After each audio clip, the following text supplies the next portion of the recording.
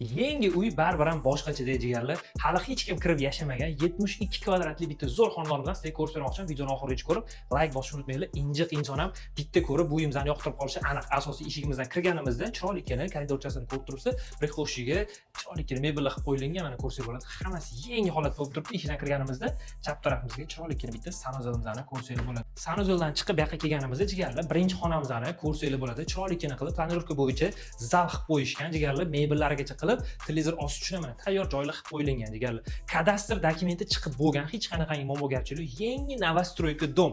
Qaranglar jigarlar, qanaqa oynalarni katta-katta qilib sizni mazza qilib yashash uchun sharoitlar qilib qo'yilgan.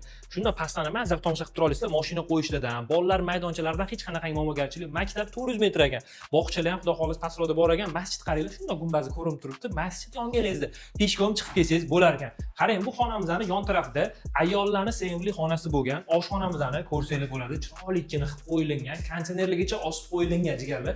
Mabodoga qarang, bu uyimizga hozirgi paytda $90,000 so'ralib turibdi. 72 kvadratli shu kattagina xona uyimizga.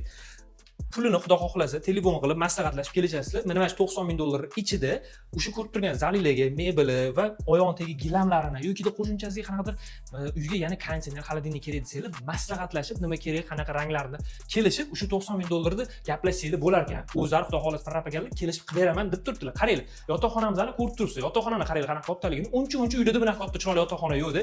Mebellarni qilib, kravatlargacha qo'yib qo'yilgan. Ob-havoni o'zingizlar ko'rib turibsizlar. Zo'r joy ekan. Yotoqxonamizning ichida o'zini sanuzel ham bo'lib turibdi. Uyimizda o'sha hisobda ikkita sanuzel bo'lib turibdi. Hamma kutgan Arenterga yetib keldik. Arenter Ray Centerda joylashibdi jigarlar.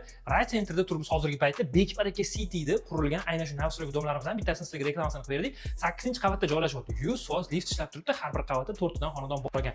Eshiklariga ham gap bo'lishi mumkin emas. Podezlarni ham chap chiroyli qilib qo'yilgan. Aytganimizdek, hamma dokumentlari chiqib bo'lgan. Kelasiz, ko'rasiz, yoqqandan keyin bemalol bir kundan keyin shundan davomiylikka o'tkazib olsangiz bo'ladi jigarlar. O'rizorga 5 kilometr, Ipodrom yonimizda 4 kilometr bo'lib turibdi jigarlar. 100% qo'rqiladigan mahalla. Bitta like bosib qo'yishni unutmanglar. Shuncha obzor berganimizga yarasha, men ko'rsatilgan raqamdagi telefon qiling, aloqaga chiqib ulgurib shoshilib